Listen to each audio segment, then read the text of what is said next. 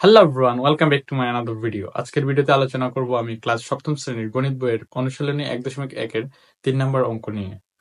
আমি প্রথম পর্বে আলোচনা করেছিলাম যে মৌলিক গুণনীয়কের মাধ্যমে কিভাবে বর্গমূল বের করা যায়। পরবর্তী ক্লাসে আমি আলোচনা করেছি যে ভাগের সাহায্যে কিভাবে বর্গমূল নির্ণয় করা যায়। আজকের ক্লাসে চলেন দেখা যাক। দেখেন 3 নম্বর অঙ্কের ক নম্বর অঙ্কে কি বলা হয়েছে। বলছে যে 147কে কোন ক্ষুদ্রতম সংখ্যা দ্বারা গুণ করলে গুণফল পূর্ণবর্গ সংখ্যা হবে। তার মানে এটা পূর্ণবর্গ সংখ্যা না, আমাদেরকে এটা পূর্ণবর্গ সংখ্যা বের করা লাগবে এবং বলছে যে কোন ক্ষুদ্রতম সংখ্যা। এটা বের করতে হলে আমাদের অবশ্যই গত পর্বগুলো দেখে আসতে হবে। আমি প্রথম পর্বে বলে দিছিলাম যে মৌলিক গুণনীয়কের সাহায্যে কিভাবে বর্গমূল নির্ণয় করা লাগে। আমরা এই অঙ্কের সমাধানও করব মৌলিক গুণনীয়কের মাধ্যমে। তো চলেন দেখা যাক। আপনারা যদি গত পর্বে দেখে থাকেন তাহলে বুঝতে পারবেন, গত পর্বে লিখছিলাম আমি যে মৌলিক গুণনীয়কের সাহায্যে বর্গমূল নির্ণয় করা হয়। ঠিক এভাবে এটার সমাধান করব। আমরা মৌলিক গুণনীয়কের মাধ্যমে করেছিলাম যে এইভাবে 147কে ভাগ করব মৌলিক সংখ্যা দিয়ে। আমরা জানি কি মৌলিক সংখ্যা 2, 3, 5, 7 এইরকম সংখ্যা। ফার্স্ট অফ অল আমরা মৌলিক সংখ্যা 2 দিয়ে দেখবো যায় কিনা। 2 দিয়ে যদি যায় তাহলে 2 দিয়ে করবো, আর যদি না যায় তাহলে পরবর্তী মৌলিক সংখ্যা 3 দিয়ে করবো। তারপরে যদি 3 দিয়ে না যায় তাহলে 5 দিয়ে করবো। চলেন দেখা যাক। আমরা যদি 3 দিয়ে 147কে ভাগ করি তাহলে আমাদের আসতেছে হলো 49, এবং আমরা 49কে আবার মৌলিক সংখ্যা দিয়ে ভাগ করবো। 2 দিয়ে করবো, 3 দিয়ে করবো, 5 দিয়ে করবো। 5 দিয়ে যদি না যায় 7 দিয়ে করবো। তো এখন 7 7 49, 7 দিয়ে 49 ভাগ করলে আমাদের 7 আসতেছে। এখন আর 7 আমাদের যায় না। এখন দেখেন আমরা মৌলিক গুণনীয়ক গুলোকে জোড়া করে দিব। 147 এর মৌলিক সংখ্যাগুলো কি 3, 7, 7। এখন আমরা জোড়া করে দিব। জোড়া কি আছে 7 আর 7 গুণ 3। এই জায়গায় লিখে দিবেন জোড়া করে পাই। জোড়া করে আমরা দেখেন যখন মৌলিক গুণনীয়কের মাধ্যমে বর্গমূল নির্ণয় করছিলাম তখন কি করেছি, প্রতি জোড়া থেকে একটা নিয়েছি এবং জোড়া বিন্যাসের সাথে আমরা গুণ করে ফেলেছি। গুণফলটাই আমাদের হয়েছিল যে মৌলিক গুণনীয়কের মাধ্যমে বর্গমূল নির্ণয়ের আনসার। কিন্তু আমাদের দেখেন এই জায়গায় বলছে কোন ক্ষুদ্রতম সংখ্যার সাথে গুণ করলে, সেহেতু আমরা জোড়া বিহীনটাই নিব। এই অঙ্কের মধ্যে যেটা জোড়া বিহীন আছে সেটাই নিব। তাহলে আমাদের জোড়া বিহীন আছে কি 3। তাহলে আমাদের আনসার হলো 3। লিখবো যে 3 জোড়া বিহীন।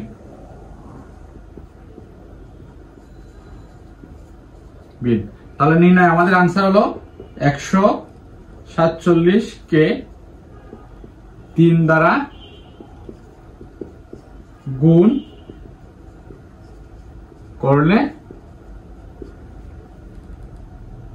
গুণফল পূর্ণবর্গ সংখ্যা হবে।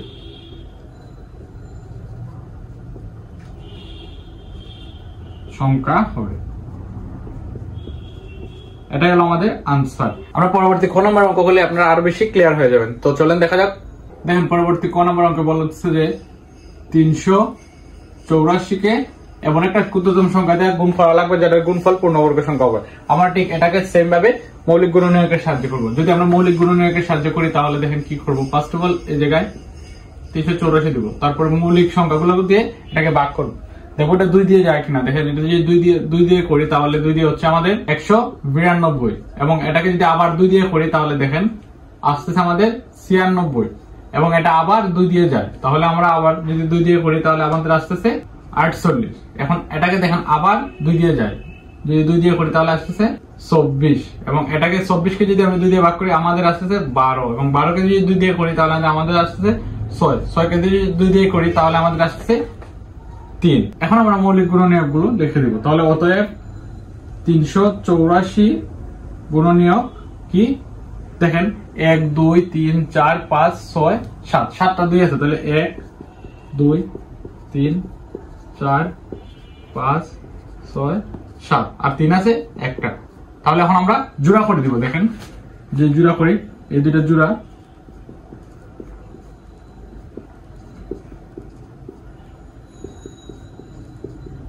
দেখেন আমরা 6টা জোড়া করে দিলাম, আর এক্সট্রা থাকলো একটা, 3টা। তাহলে আমাদের জোড়া বিহীন কয়টা রইলো 2 এবং 3। আমাদের এই অঙ্কের নিয়ম হলো কি জোড়া বিহীন সংখ্যাগুলো নিব। তাহলে জোড়া বিহীন সংখ্যা যদি আমরা নিই তাহলে দেখেন এই জায়গায় 2 ও 3 জোড়া বিহীন। তাহলে এখন দেখুন আমরা কিভাবে নিব, এই জায়গায় লিখে দেই। সুতরাং আমাদের জোড়াবিহীন সংখ্যা হলো কি 2 আর 3 গুণ করে দিব 6, তাহলে আমাদের নির্ণয় আনসার হলো 6। আমরা যদি 384 কে 6 দ্বারা গুণ করি তাহলে আমাদের গুণফল পূর্ণবর্গ সংখ্যা হবে। অতএব 384 কে 6 দ্বারা গুণ করলে গুণফল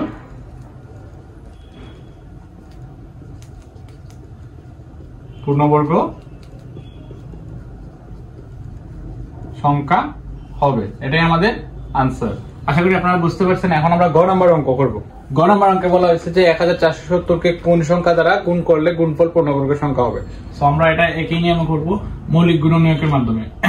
যদি আমরা মৌলিক গুণনীয়কের মাধ্যমে করি তাহলে আমরা ফার্স্ট অফ অল করা লাগবে কি, এটাকে ভাগ করব মৌলিক সংখ্যা দিয়ে। যদি আমি 2 দিয়ে করি তাহলে দেখেন আমি আসতেছে 735, এবং এটাকে যদি আমি আবার 2 দিয়ে করি তাহলে যাচ্ছে না। যদি 3 দিয়ে করি তাহলে আমাদের আসতেছে 245, এবং এটাকে আবার আমরা মৌলিক সংখ্যা দিয়ে করবো। যদি 3 দিয়ে করি তাহলে যাচ্ছে না, তো করবো 5 দিয়ে। 5 দিয়ে যদি করি তাহলে আমাদের আসতেছে হলো 49। এখন দেখেন এটাকে আমরা কি করবো, এটাকে আমরা যদি 7 দিয়ে করি তাহলে আমাদের আসতেছে 7, তাহলে 7 7 49, আমরা জানি 7 7 49। এখন দেখেন আমরা কি করবো, 7 আর যাচ্ছে না। এখন আমরা 1470 এর মৌলিক গুণনীয়ক গুলো লিখে দিব। 2 3 5 7 7। তাহলে আমাদের জোড়া কি, যদি জোড়া করি তাহলে আমাদের আসছে শুধু 2 7 জোড়া, এবং 2 3 5 হলো আমাদের কি জোড়াবিহীন। সো আমরা লিখে দিব যে 3 2 5 হলো জোড়াবিহীন। এটাকে আবার গুণ করে দিব। সুতরাং আমি এই পাশে লিখে দিই, লিখবেন যে সুতরাং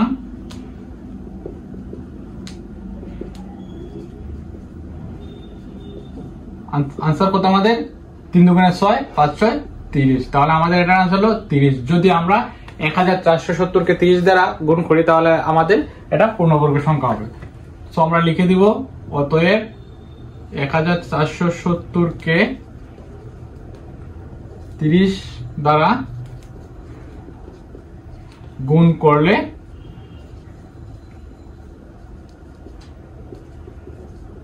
গুণফল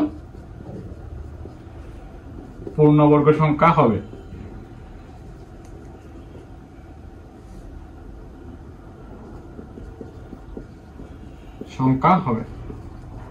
এটাই আমাদের আনসার। আশা করি আপনারা এই অঙ্কটা বুঝতে পেরেছেন। এখন আমরা গ নাম্বার অঙ্কে যাব। দেখেন আমাদের 3 এর গ নাম্বার অঙ্কে বলছে যে 23805 কে আমরা কোন এক ক্ষুদ্রতম সংখ্যা দিয়ে গুণ করা লাগবে, যেটা আবার আমাদের গুণফল পূর্ণবর্গ সংখ্যা হবে। তো এটা আমরা সেম ভাবে করব মৌলিক গুণনীয়কের সাহায্যে। দেখেন 23805 কে আমরা কি করব, মৌলিক গুণনীয়কের সাহায্যে ভাগ করব। দেখেন এই জায়গায় আমি যদি 2 দিয়ে ভাগ করি তাহলে আমাদের আসতেছে কত, 2 দিয়ে আমাদের ভাগ যায় না, তাহলে আমরা করব কি 3 দিয়ে। 3 দিয়ে করি তাহলে আসতেছে 7935, এবং এটাকে আবার আমরা ভাগ করব 2 দিয়ে। যদি 2 দিয়ে না যায় তাহলে আমরা করব 3 দিয়ে। 3 দিয়ে করলে আমাদের আসতেছে 2645। এটাকে আবার ভাগ করব, 3 দিয়ে যাচ্ছে না তাহলে 5 দিয়ে করব। 5 দিয়ে যদি করি তাহলে আমাদের আসতেছে 529। এটাকে আমাদের কোনো সংখ্যা দিয়ে যাচ্ছে না, সবগুলো মৌলিক সংখ্যা দিয়ে আমরা ট্রাই করব। তাহলে আমাদের এটাকে যদি 23 দিয়ে ভাগ করি তাহলে দেখেন আমাদের আসতেছে 23। 23805 এর মৌলিক গুণনীয়ক গুলো লিখে দিব। 23805 এর মৌলিক গুণনীয়ক কি, 3 গুণ 3 গুণ 5 গুণ 23 গুণ 23। তাহলে আমরা যদি এটাকে জোড়া করি তাহলে দেখেন 3, আবার আমাদের জোড়া আছে কি 23, আবার আছে 5। এখন দেখেন আমরা জোড়াবিহীন সংখ্যা কি 5, আমরা জানি যে জোড়াবিহীন যে সংখ্যাটা এটাই হবে আমাদের আনসার। তাহলে আমরা লিখে দিব যে 5 হলো কি জোড়াবিহীন।